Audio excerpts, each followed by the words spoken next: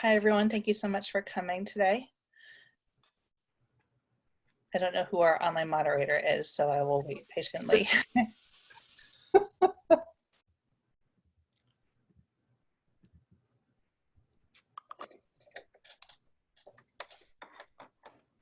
We have a little bit of time yet before we're supposed to start. Yeah. Where's everyone from?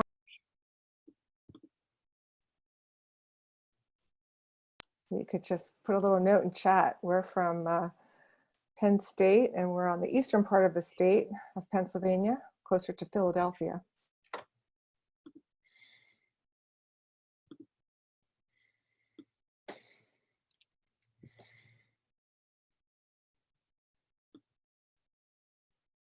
Thanks, Nicole. It's so great to meet you.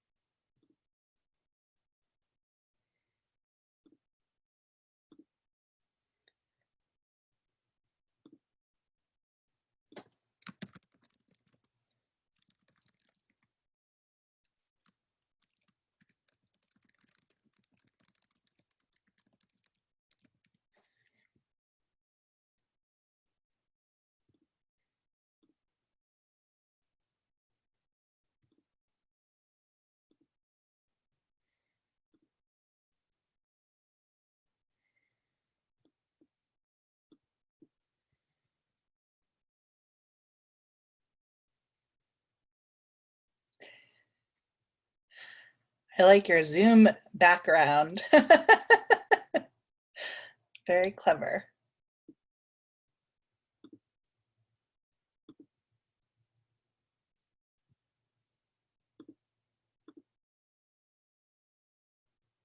So while we're waiting to get started and getting permission to screen share, if you want to go ahead, you could go to zedings.com/Amy Kuntz. And if you are not familiar with copying and pasting links in Zoom, if you highlight it and then right click and click a copy, that should work.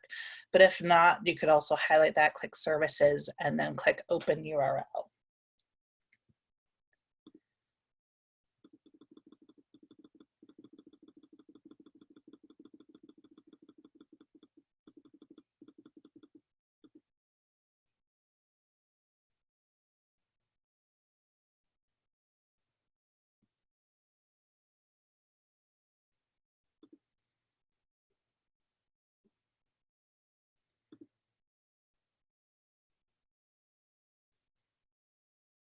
And if you go to that Zedings, we do have a poll just to get some information for you today about what immersive technology are you most interested in learning about. So if you click on the answer choices, we'll be able to see holistically what is everyone most interested in today.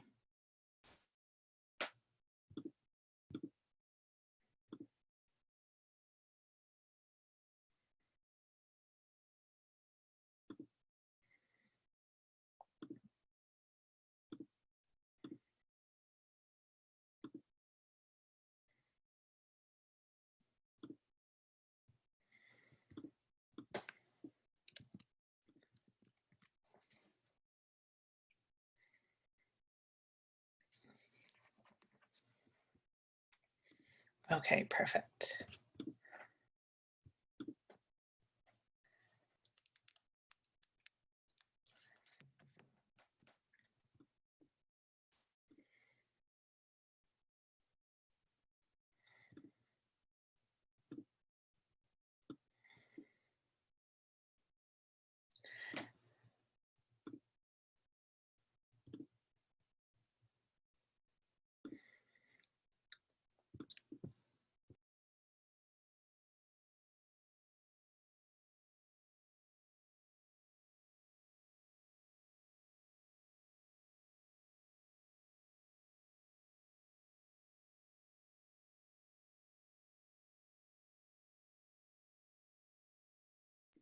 Okay, hi everyone again. So I want to quickly share my screen, and if you want to follow along and want to participate in some really great polls that we have today, I'm going to post what we call Zeetings. And so I have that in the chat. If you right click and click copy and copy that in your browser, or if you select that text, right click, and then under services, click open. So Zoom has changed things because of Zoom bombing. So it's a little bit trickier to open up links in chat.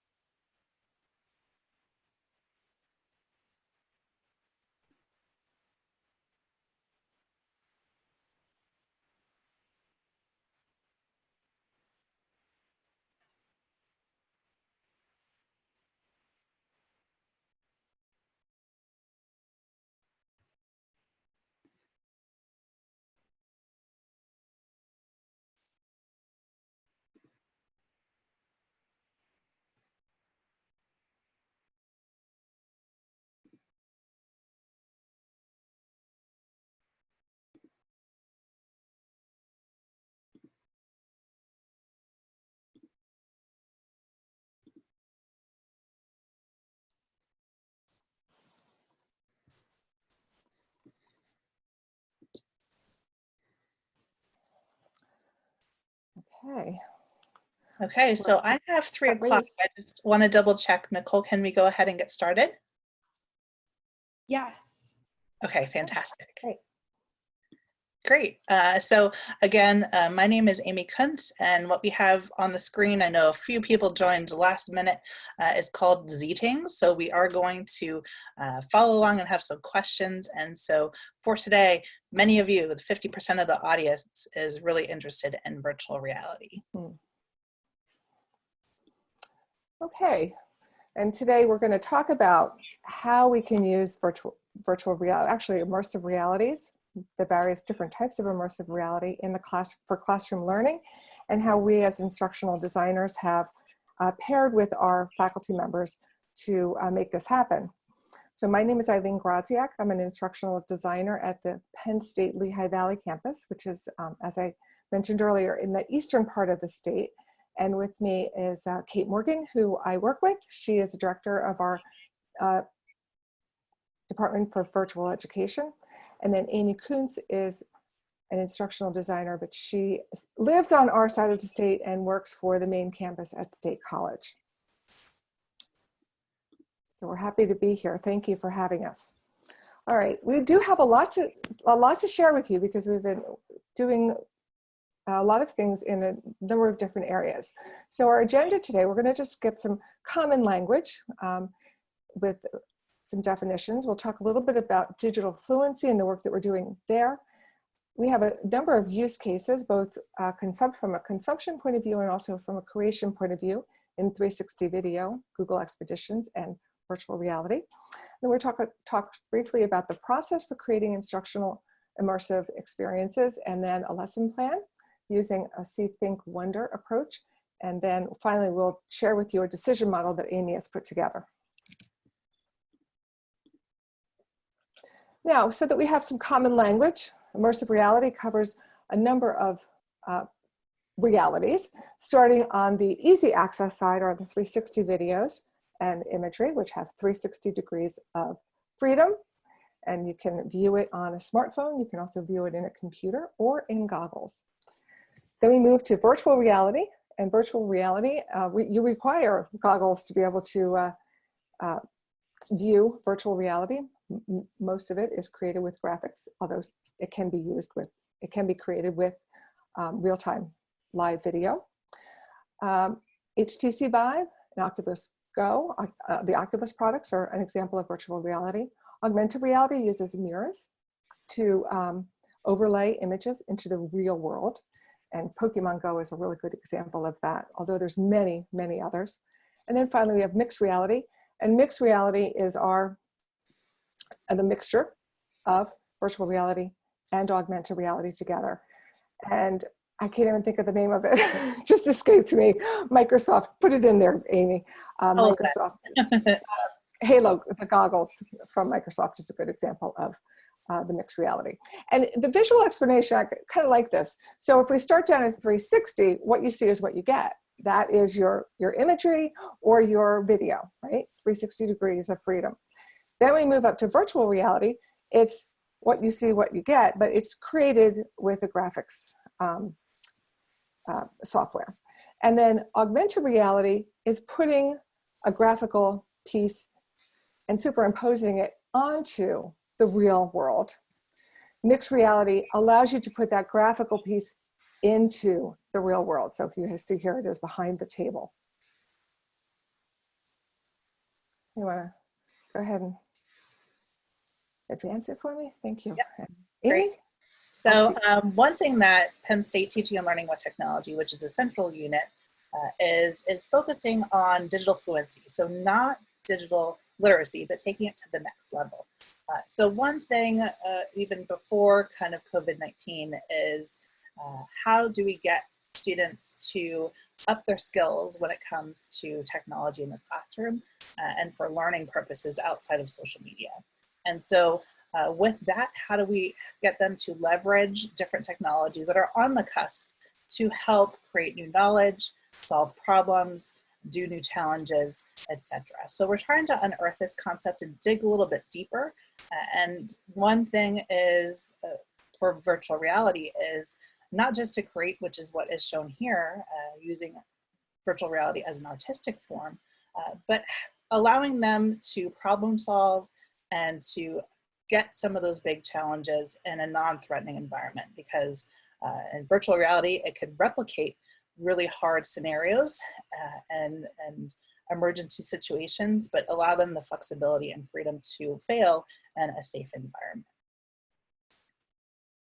So the use cases that we're going to emphasize today fall into those three main buckets of three of the four immersive technologies. So the first is 360 videos and imagery, and any subject matter that you see in white we're not going to cover, but certainly feel free to ask questions and we could show or talk about those things. So we'll do biology and Spanish. Then we'll move on to Google Expeditions, which will focus on astronomy and an art class. And then lastly, we're going to be using to virtual reality, which 50% of you wanted to focus on. And so we'll go over business, communication, and corporate communication, as well as geography. So before we change things up, one other quick poll, and if you joined late, I will put it in the chat again. So with this, what is your experience? And you could actually check all that apply.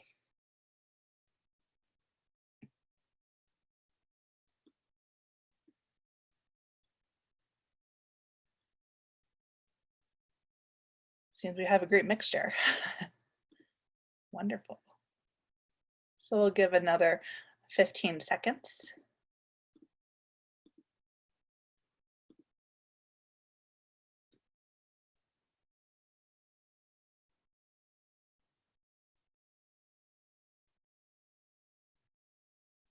I think we leveled out. So that's really interesting about augmented reality and mixed reality as the forefront with that. So now I'm going to pass things over to Kate.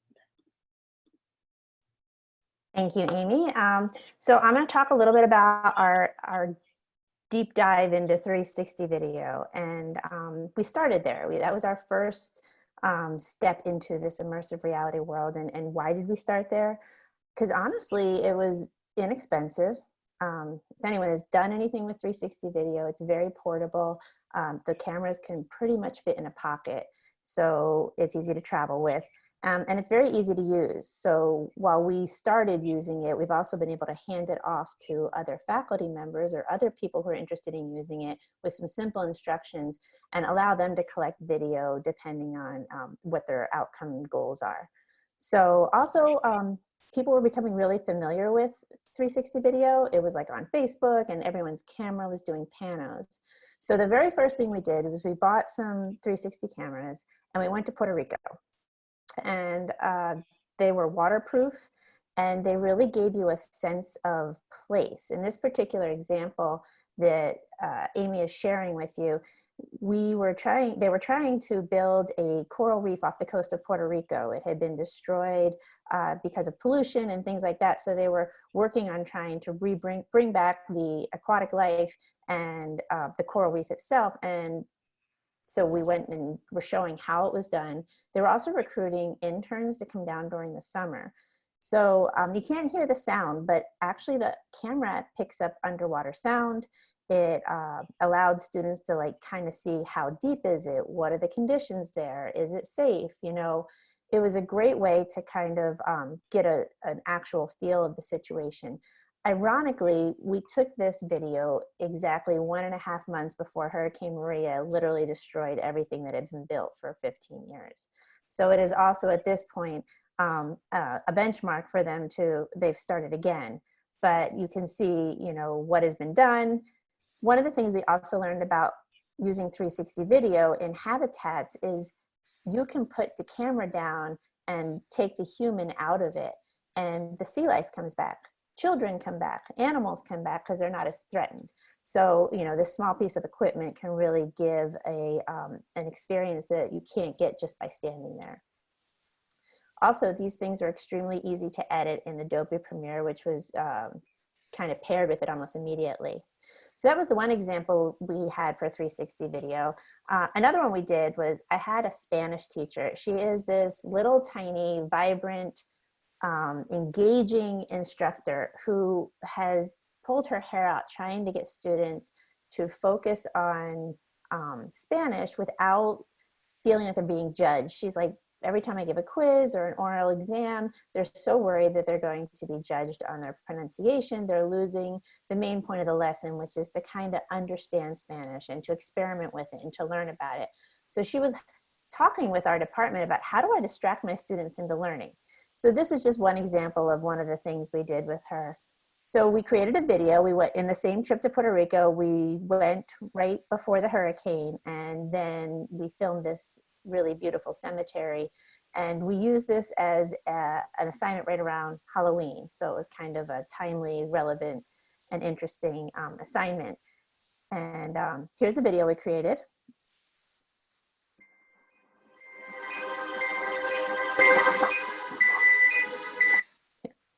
And what she was able to do is, it is a 360 image, and we were able to tier it for all 3 of her sections. So in the first section, simple vocabulary, you know, identify things that you see, a lamppost, an angel, a pathway, cement, the sky. And then for Spanish 2, it was simple sentences or descriptors, some adjectives that could be added. And then for Spanish 3, they had to write a story in Spanish, and it was a creative writing assignment. They were read to the classes, and everyone voted. They were able to publish it, narrate it, and publish it for the class. So it was kind of a fun assignment to really get them out of their own head about memorizing things and get them engaged in a lesson.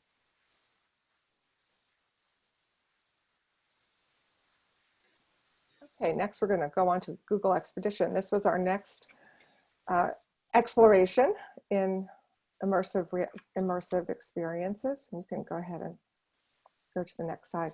So Google Expeditions was introduced to the K-12 market. Google paired with retailers to create these kits that could be easily deployed to a school.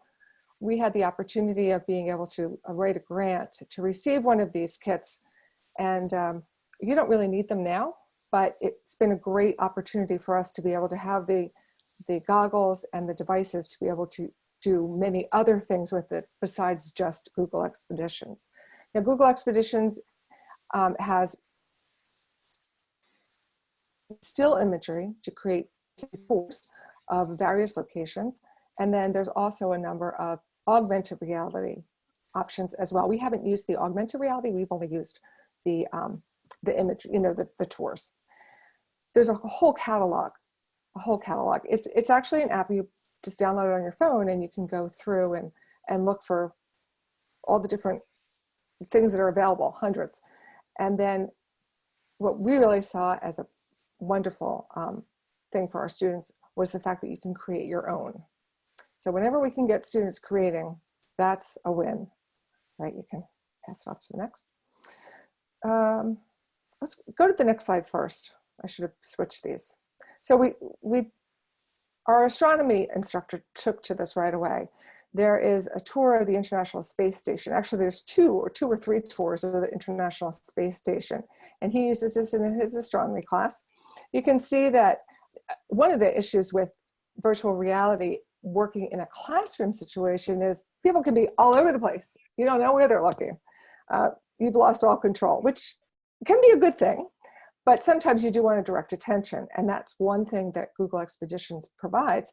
And you can see if you're leading the tour, you can see where everybody's viewing in the space. And so the little smiley faces are the students, and then the target is the point of interest that you want to highlight. So now let's go back to the other slide. And when an instructor selects a point of interest that he wants to talk about, then the students automatically get a directional signal in their viewer window to direct them to wherever that is.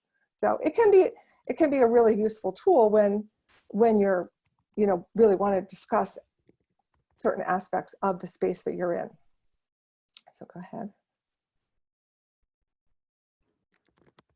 All right, and then this creation piece. This was what really excited me. So Google Tour Creator is built on the Google Poly system, and you can create your own tour. You can use the street map views. Do students have to have goggles? Yeah, you don't need goggles. We've done it in the browser. You can adjust it just in the browser. You can do it on your phone, and you can do it also with your phone and in goggles. So yeah, the variety. I think this was what was so wonderful about using this. And Kate will talk about that in a little bit.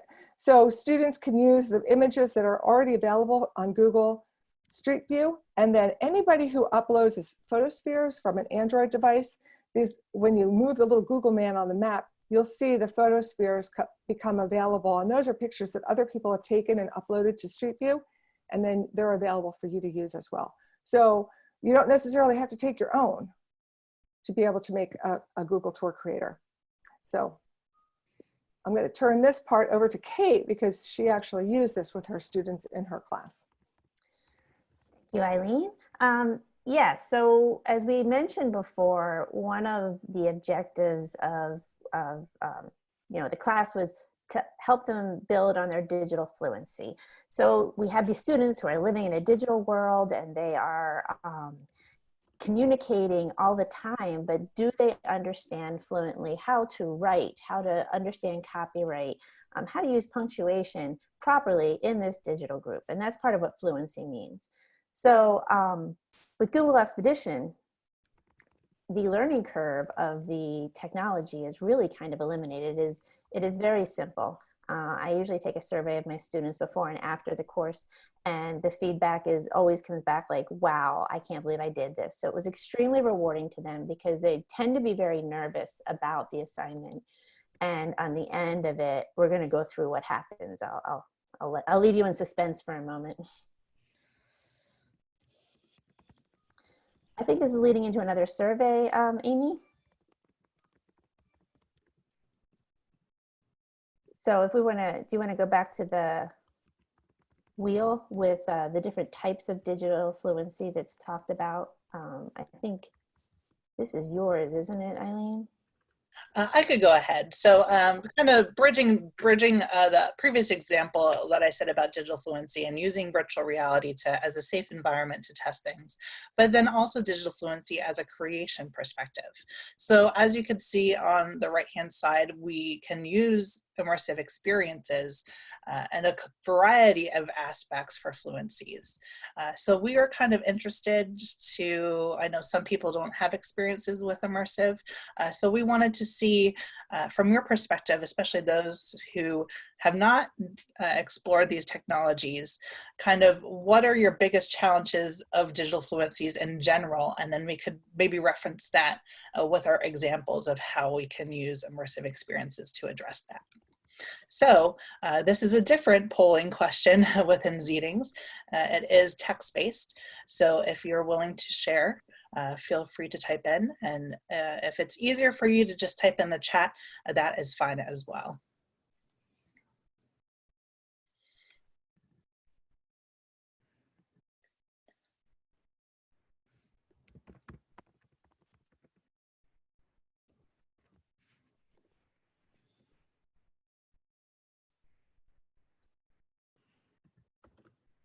Yeah, so I saw internet slowness go through there too. And I think, unfortunately, with this pandemic, we've also seen other aspects that were hidden behind the scenes of making sure that students have access to the technologies at home and including internet connectivity challenges.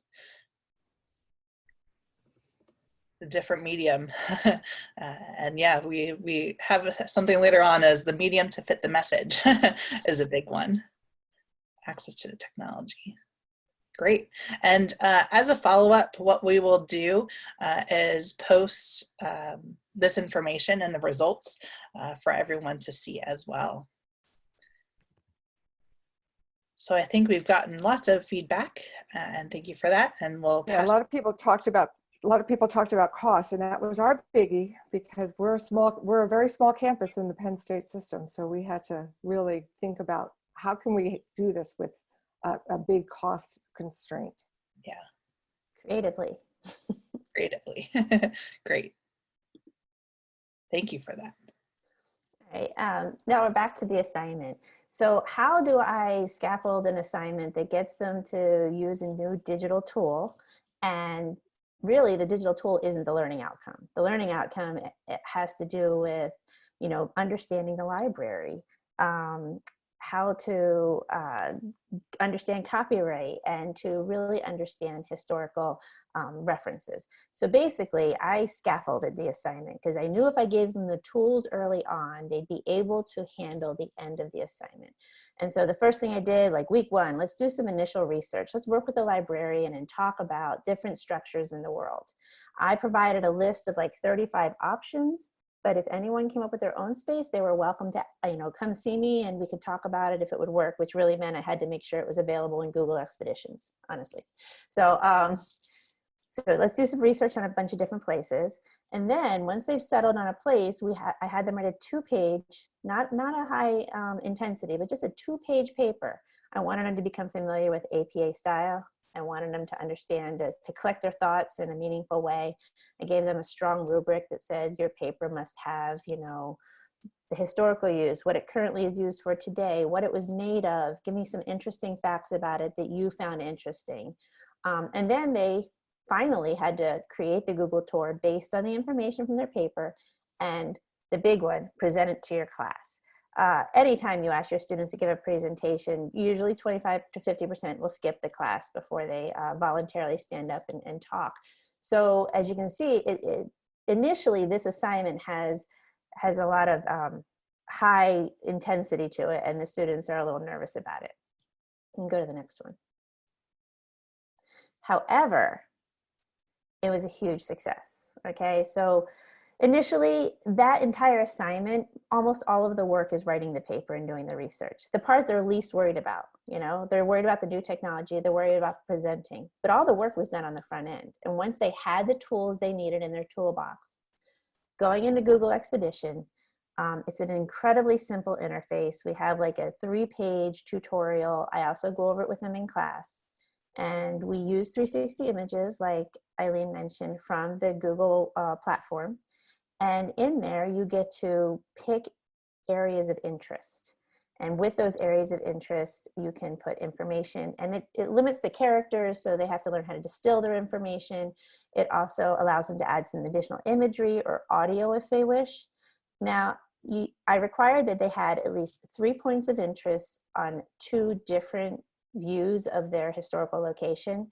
As you can see, I would say 75% of the class went above and beyond. I got a lot of requests for, can I add more information? Can I add more pictures? And that kind of thing. So what made it even better is when they presented to the class, and someone had mentioned, do you need goggles? It was up to the students. It could be presented on a screen in the front of the room using the computer. I did have goggles available, which makes you feel like you're standing in this place, so you can, you know, turn around and see what all's around you. Or they could use their own phones. And because all of the work had been done along the way, and they had done all these parts of the project, when they came to presenting, the students knew the material inside and out. And each of the presentations lasted a minimum of 8 to like 15 minutes. Students were engaged, they asked questions, and they were excited because it was something they were extremely proud of. So after that success, our chancellor is really good at listening to what the incoming student body would like in their academic environment. As Eileen mentioned, we're the smallest physical campus in the Penn State system. We're one building. We're 3 stories, but we're one building. And but we're located in the biggest growing area in Pennsylvania, just north of Philadelphia. So a lot of students, we're able to get a lot of different things done here. We're allowed to reach a lot of different students because we see them every day walking in the halls. We have about 1,000 students. So our chancellor said, all right, I want you to poll the students and find out what they would like on our campus to make it an academically creative environment. And one of the answers that came back was, we want virtual reality on campus. So it became a priority. We used our facilities crew to build a room, so that cost a minimum amount. And then we purchased the HTC Vive a few years ago. And we built this VR room. And now the key was, this was to be used for academic purposes. It wasn't going to be a game room. Students were welcome to bring their own equipment if they wanted to have games. We do let our VR club or our tech club do fundraisers in this room, but for the most part, this is used for academic use. So we're really trying to analyze what the impact of virtual reality in the classroom could be. So one of the examples is the 360 video that I showed you is also available through the VR lenses. You can stand there. And so whether it's something you've created or your students have created, or there's National Geographic has a bunch of them. And this is an example of one of them where you're with the sharks. It's very realistic. It's something that, 99% of people will never experience in their life, kind of like traveling to space. So this type of virtual reality really gives you an interesting perspective on things. I went in here and the shark just like hit me and it really scared me. But what's cool about it is that 360 video also works. The HTC Vive is tethered and you have, pretty bulky equipment. But in the couple years since we've installed this, the Oculus Go, and it works on them too. And those are independently, just work with a headset anywhere. You don't need a special room. You don't need special space. So 360 video works well in the HTC Vive, as well as we use virtual reality experiences in here as well. So I'm going to talk about one of those VR experiences. Stanford has come up with a bunch of different empathy programs, and color blindness is an example of an empathy program that I did find in my in-art class, which is an art class for non-art majors, and it talks about the psychology of like color and space and texture on a person's psychological being. So we spend a few weeks talking about, colors. We talk about the psychology behind them. We talk about the use in marketing. We talk about people's favorite colors, and we spend a lot of time on it. And then I ask them to go into the color blindness experience in the virtual reality room, because color blindness is one of those things that's it's there, but a lot of people don't really understand it. And after we spend all this time talking about the importance of color in your life and how color works, and how marketers are using it, they have to go into this space and they have to go shopping for citrus fruits, being colorblind. They have to go to a museum and experience, artwork as a colorblind person. And And one of the final ones is they have to paint a picture themselves. So I usually give them an assignment of some sort of outdoor scene, whether it's the ocean or a flower or something, and they paint it, and then we convert it to what, you know, a normal seeing person would see. So the empathy behind this, always the reflections come back like I had no idea.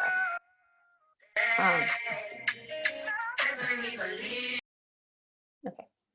So anyway, so it's a really great experiment that gets students thinking about a whole other side of things that often they might miss. You can go to the next slide.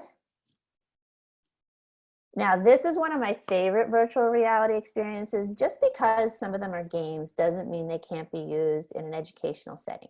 So you might have heard of this, some people have, called Keep Talking and Nobody Explodes. It's a really good communication tool, and I've used it for some team building. I've used it in a communications class, and I've used it in you know, various ways.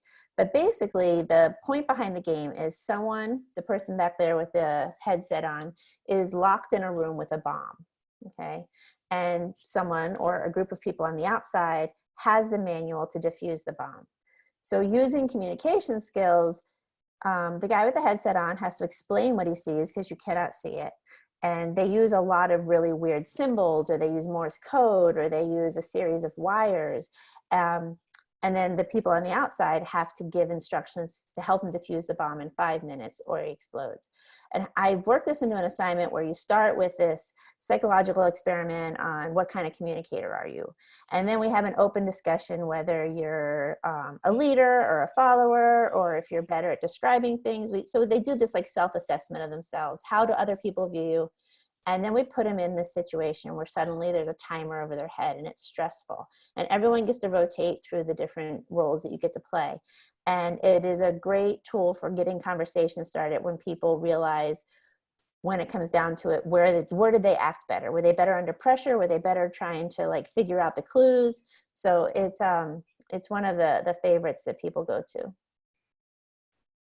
Okay, so I'm going to switch gears here and chime in. And so one thing, as you saw with the room-based systems, is a lot of people think, well, what about accessibility, or what about those who get sickness? So with having a room-based system and having a TV screen which portrays what the person inside the VR unit is being shown, it helps alleviate that. And so many students at the Commonwealth campuses are first-generation students. They might not have funding to go to certain study abroads, or in this example, this is in the Scranton area, a lot of students are first-generation. They haven't had, they don't know people who are in the business field or how to get into it, or how to present to that. So yes, there's lots of practice presentation tools. There's even the One Button Studio, which is also created by Penn State. But as far as practicing in a very business professional setting, one thing that we integrated this semester, which is free, is called Speech Trainer. So yes, the equipment costs money, but everything that we're going over today, as far as use cases, they're mainly free, and Speech Trainer is one of them. So with that, you could actually put your own PowerPoint, and it's projected on the big screen behind you, as well as the laptop in front of you. And mainly it's the pointer on the left-hand side to advance the slides, but you can be like American Idol and talk, and the microphone as well. So if you haven't noticed, we have been giving examples for each immersive technology, both on the consumption of freely available resources, as well as creating. So we wanted to quickly touch upon creating in VR. And so this is not for the light of heart. This is more so if you have programmers and want to do Unity or something like that. And so for this, I partnered with a faculty member at University Park with geography and fracking. And so they kind of took that Google Expedition idea, but they also had pop-up videos with more information. And it shows you that fracking can coexist with the environment around them. A similar but different scenario is driving up to State College from the Harrisburg, Philadelphia area. You see this outcrop on the right-hand side. And so this was to be dismantled. And so oftentimes, even when students would go on a field trip out here, not the entire class would not be able to climb up the mountain because it's very shallow walkways. And so with each of these numbers, there was footage taken at a 6-foot level as well as a 30-foot level. And what happened was doing some overlays and actually being able to take some measurements, it shows the authenticity of what can be done. So it really replicates a real virtual lab and that no measurement is the same, and students actually get their measurement results through email exported out of VR, and then that's what they have to do for the lab write-up. So this is a little bit different because it is kind of be used for room-based items in the upper left-hand corner, but it also has been transported to the mobile technologies with this Oculus Go as an example, but has been used on the Quests as well. So before we dive in of how do you create an immersive and what are some considerations, we wanted to see, now that you've had some use cases, do you see yourself using any of the immersive technology tools that we talked about today? And you can check all that apply.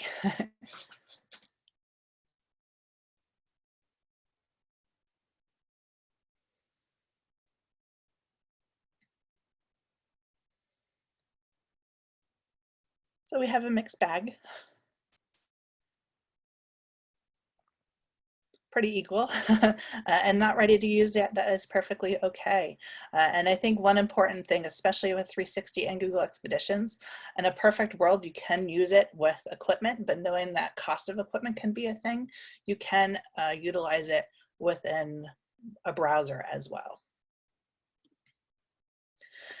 So with that, we're going to take a deeper dive of how we created one of the 360 videos and created it into an interactive lesson for students.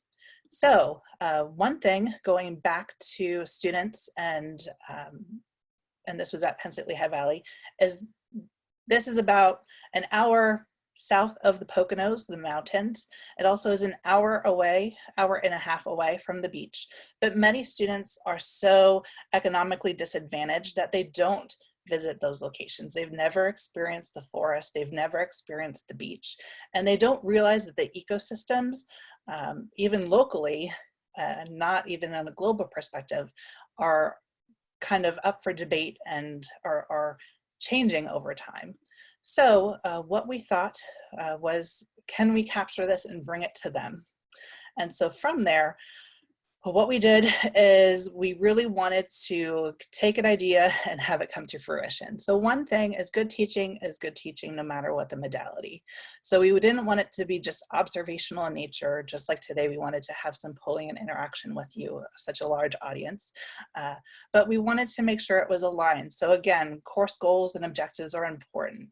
Solving an instructional challenge, in this case, the thought that students don't have the opportunity to go to these areas, as well as enhancing the learning experience. So make sure when you have an idea that it's aligned to one, if not more, of these.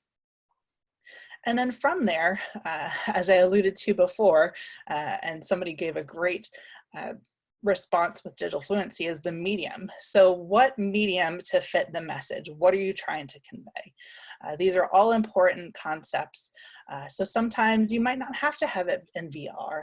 It might just be an image or 360 video, and you don't need that time set to create a highly interactive virtual reality piece. Think about the ease of entry and the availability to access the equipment as well as cost. And then of course, creation. And so the project management triangle is universal, cost, time, and scope. And so in these unprecedented times, you might not be able to have much funding on new items. So try to think something that is free, that can even be web-based, although ideally it would be great to have something on their own phones and kind of look around, or even have in goggles.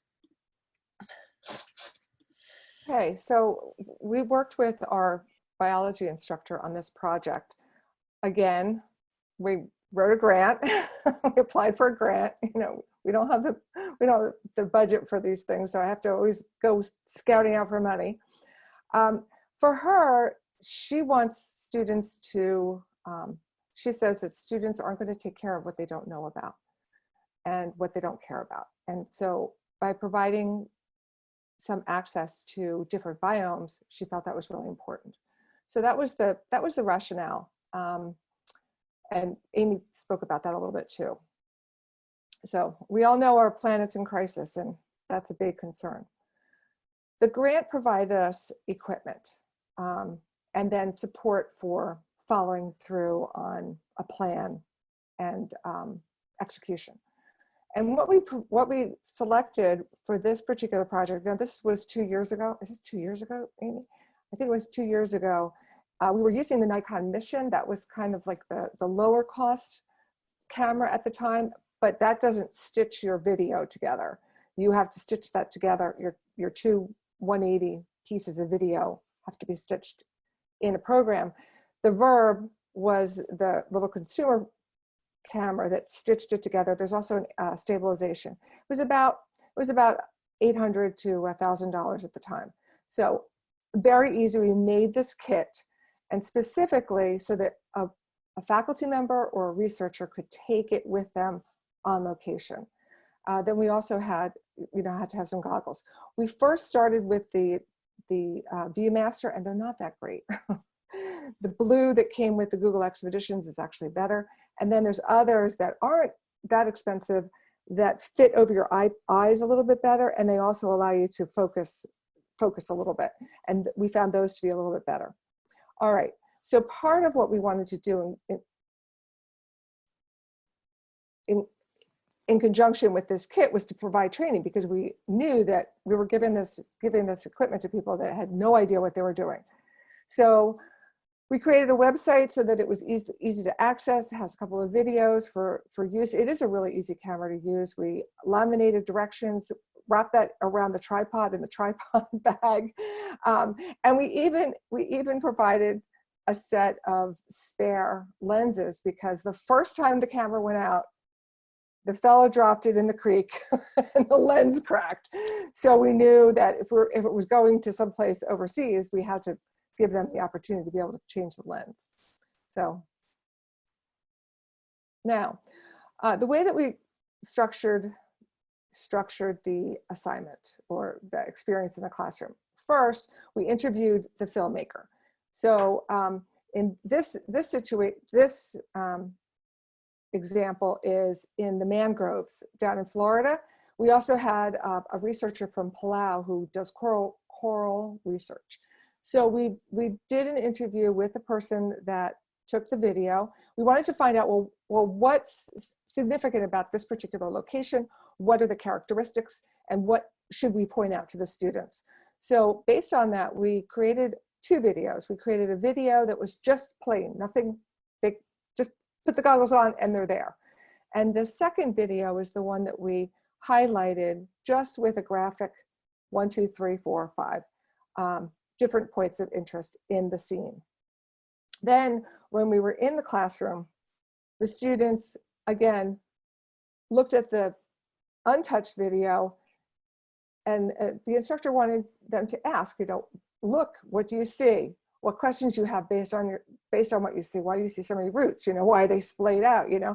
And then they had a sheet that had all of the indicators of the different points of interest that gave them more information about what they were seeing. They worked in pairs, and it worked really well. So then they also had to do some little reflection exercises to keep them accountable. Okay, you can go. Yeah, so this project was a little bit different in that, yes, we had a plan and we had an idea, and as well as the equipment, but leveraging existing resources. It wasn't the faculty member flying around the world planning accordingly. It was the inverse of, hey, you're going to north of Australia to the coral reef. Can you please just capture some footage for us? And kind of giving them perspectives of what we wanted.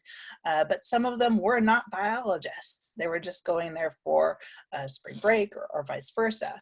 So That's why we had to do the interview process and kind of extract why they captured certain things. And then from the biologist perspective, trying to identify what kind of branches were there, etc.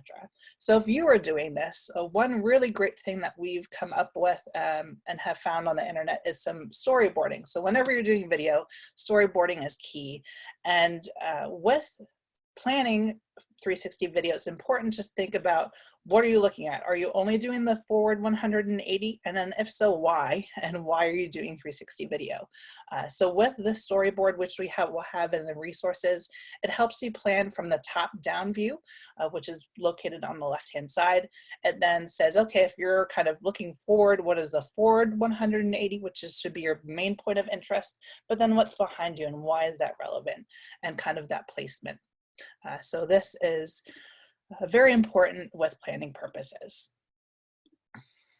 So as far as going forward, editing, filming, and making it a final product, what we won't cover in detail is the ability to easily do this in iMovie and Adobe Premiere. And so it's really important to kind of think about those stitch lines, which was in the previous slide, as you don't really want important pieces of footage kind of between where the front camera and back camera will be tethered and stitched together. So with this, we were able to edit and kind of do some transitions of fading out to black and fading in from black, so you're not jaunting the learner watching it. And so these two examples, as well as others, are on a website that Penn State has that curates 360 videos as well as VR experiences, which is located here in the IMEX catalog.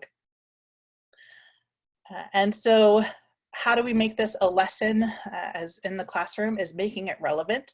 So think about having a backup of technology in case it doesn't work, especially if you're doing it during the classroom, as well as articulate the purpose of XR, why you're doing it, so that geography is, people think, oh yeah, they'll want to do VR. That's not always the case, and the geography was the perfect example. There's many who are like, we don't want to do this. So unfortunately, that place disappeared, so that was kind of the rationale as to why. And then have a checklist of what to do prior to the experience, during the experience, and afterwards. So we've talked a lot today, and Nicole did provide the feedback link down below. But is there any questions that you have in our last 4 minutes together? And if not, what are some things that made you think about implicating and using? What are some new uses, and what are some other ideas to share? So Amy, there is a question here, and it says, what would you recommend for engineering classes for modifying, testing, equipment, and devices used for prevention, control, and remediation of environmental problems? Wow. Yeah, so great. So we have a perfect example, and I know that this closes, but a colleague of mine is actually creating an overlay of augmented reality for engineering equipment, and to help them kind of see what is important in having those controls.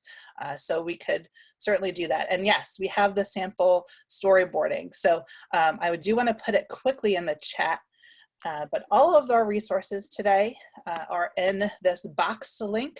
It includes a presentation as well as that storyboarding example. I'll put the engineering question resources there as well. So please make sure that you go to that link, and we'll child development. Great.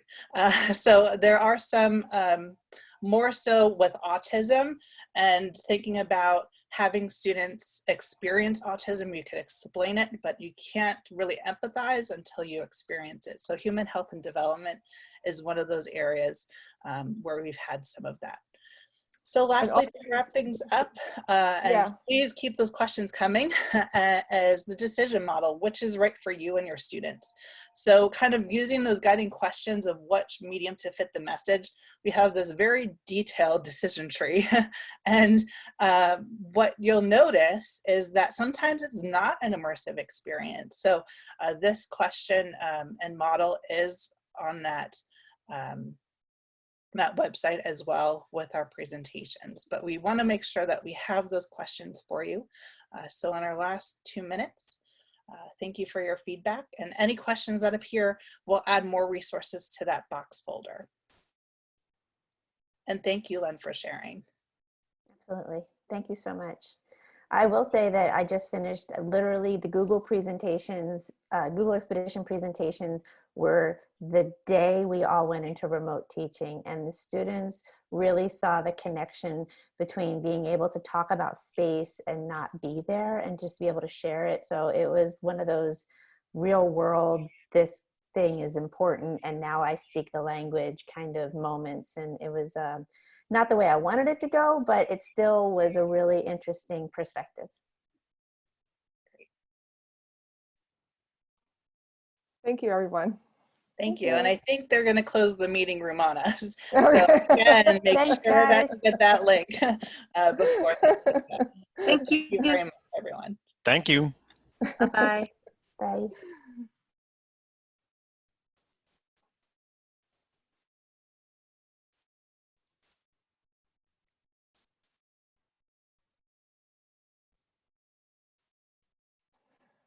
Are we supposed to leave ourselves, or do we get kicked out, or do they want to say something to us? I just don't want to leave if they want to say something to us. Okay, so we'll end it. Yes, thank you very much, Nicole. It's a true Okay, pleasure. thank you.